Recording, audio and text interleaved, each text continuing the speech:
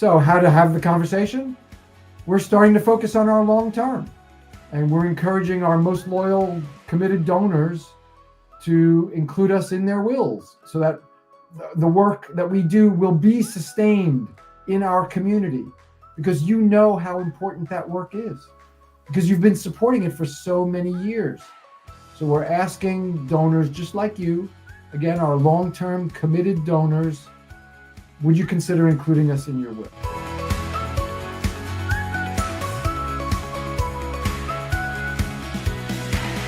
Tony, you have been fundraising for almost 30 years, and you have the nonprofit radio show.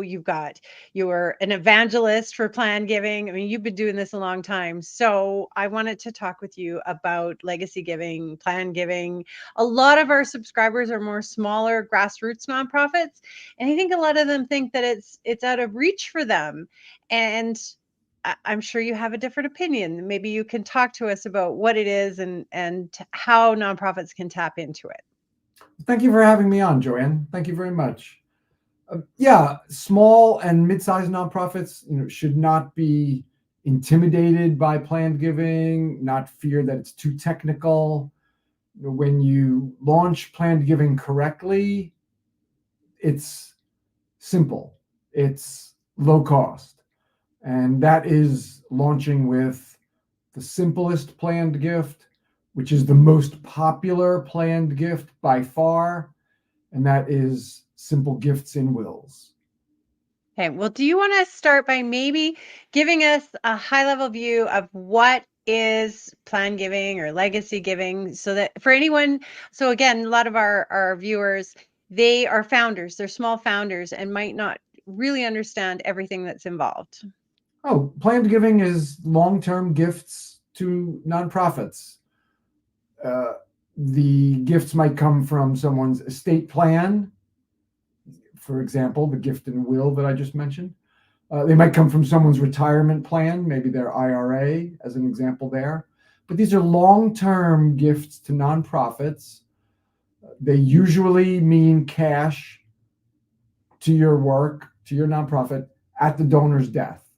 And again, the simplest example, the most popular planned gift, a gift in a will. If someone is 65 and they put you in their will, that's not a gift of cash to your nonprofit until that person has died. So that might be 15 years only. It could be 20 years or 25 years.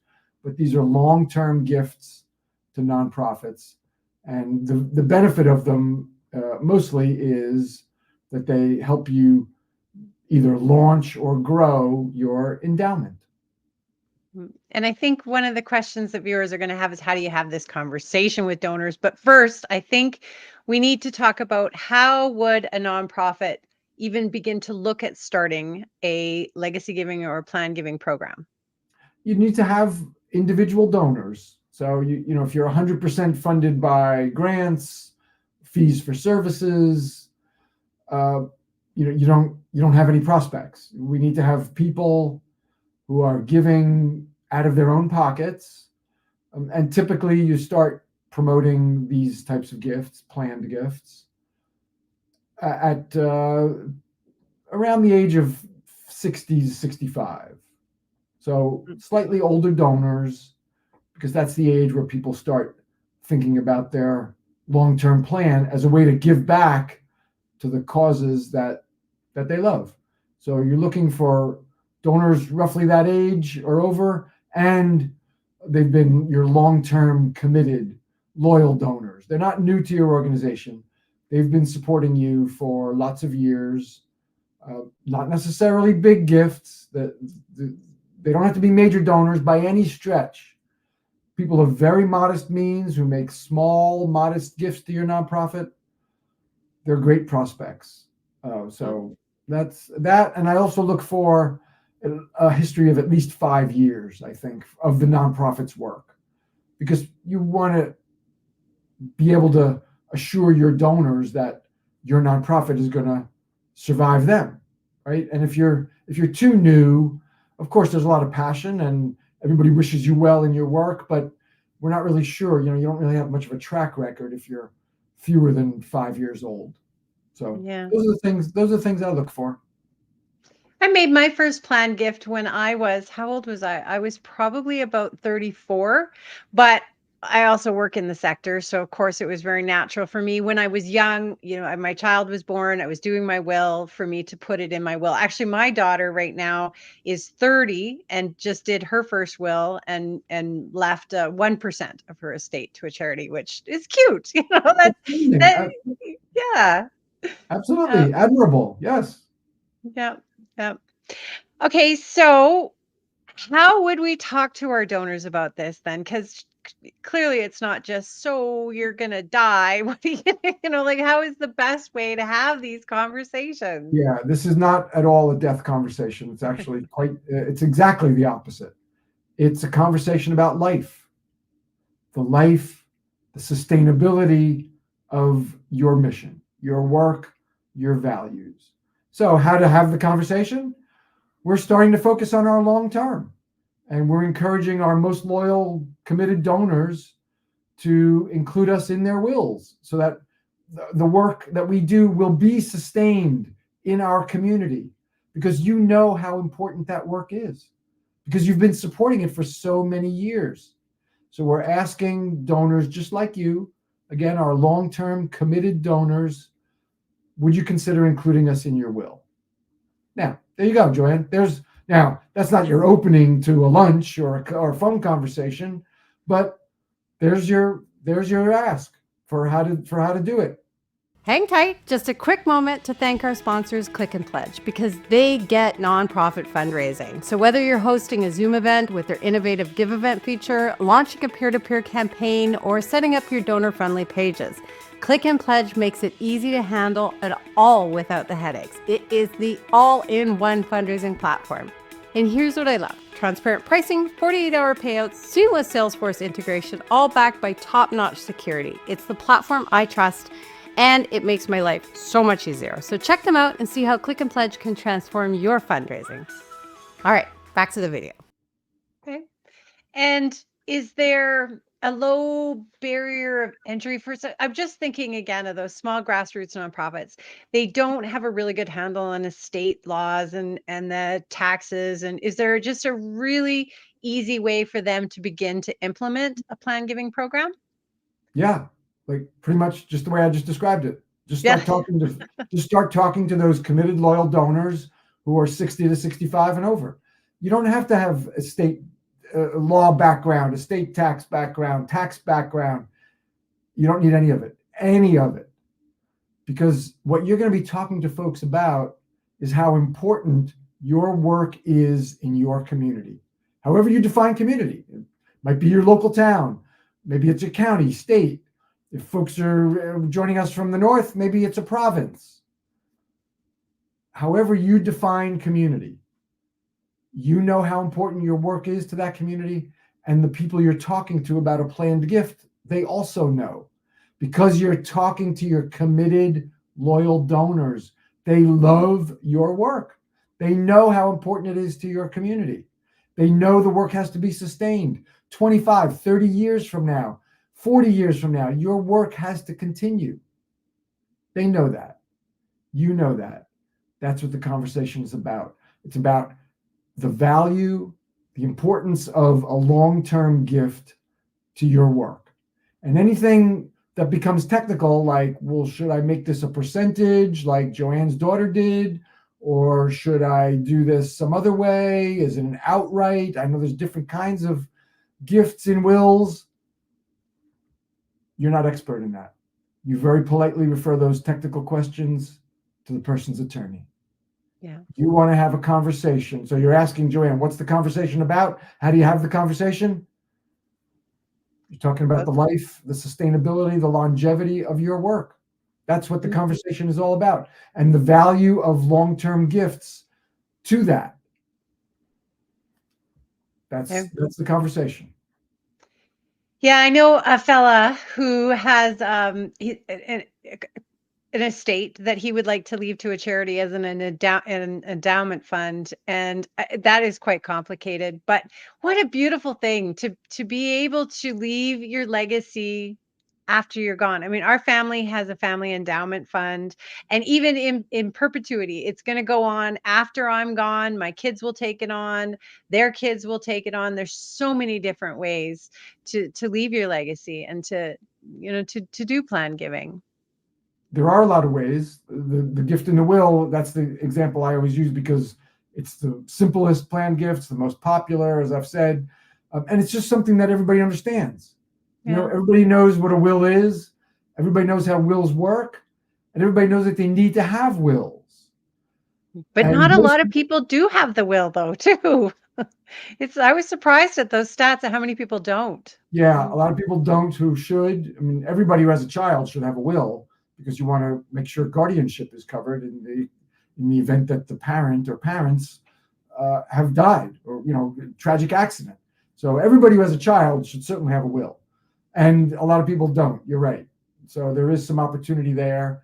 And I just would say, it's possible in some populations, they might not understand what wills are about. So you would have to do some education with your donors. But most folks, those three things are understood.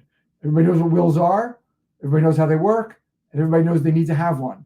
So you don't have to get fancy and go to planned giving conferences to learn about charitable remainder unit trust with net income makeup provisions, which is a real thing. I didn't just string a bunch of words Yeah, together. no, I just never heard of that one. I've been doing this a long time. You never have to listen to it again. You never have to hear it again. You never have to think about it again because you don't need to know it.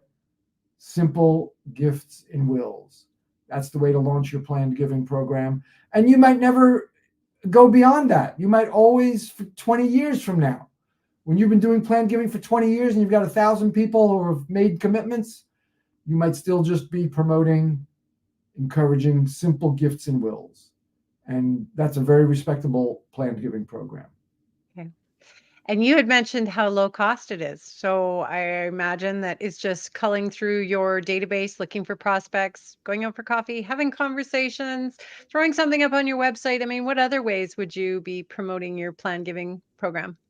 Well, to those ideas, I would add either print or digital marketing, right? If it's U.S. mail, paper mail, your mail is not junk mail to these committed loyal donors. They open your packages.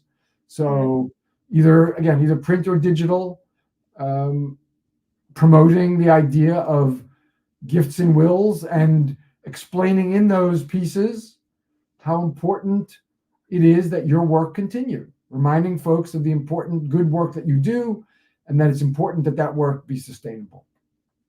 Okay. Any challenges that you find around it or any obstacles you find that nonprofits run into? Yeah, naysayers. Oh, I'm channeling the naysayers now. Oh, you can't possibly talk to people about gifts and wills because you're going to have to talk about death. I'm not going out and talking to the friends I have about death. You can if you want, but I'm not talking to death. I'm not having death conversation. Okay, naysayer, please have a seat, relax. I heard this guy, Tony M something, I don't know, long last name. He was on Joanne's podcast, and he assured us that it's not a death conversation. It's a conversation about life, the life and the sustainability of our work. Surely, naysayer, you can have a conversation about that because you've been with us for so many years, maybe as a board member or a volunteer or some other kind of fundraiser. So, naysayer, I'm very sorry, but you're mistaken. Actually, I'm not so sorry. I don't feel bad for the naysayers. I don't have a lot of patience for people who look for the why we can't instead of the how we can. Another naysayer might come along and say, "Oh, you can't possibly do this." You know what people are going to leave us in their wills? They're going to leave us junk cars and worthless Hummel collections. I don't want that. I don't want to have to deal with somebody's Hummel collection. It's dusty. It's dirty. We have to store it. You can do that if you want to, but I'm not talking about people giving us Hummel collections or junk cars. Well, naysayer, you're mistaken. Because I heard this guy, Tony M something, he was on Joanne Toller's podcast. And is it Toller or Toller? Did I say your name right or wrong? Either or, really. No, I said it man. wrong. Obviously, you're being gracious.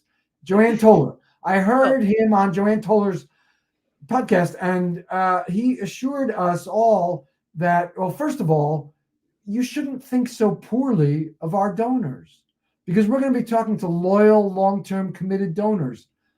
I don't think those folks are going to leave us junk cars and worthless collections in their will. You should really think better of our long-term donors than that.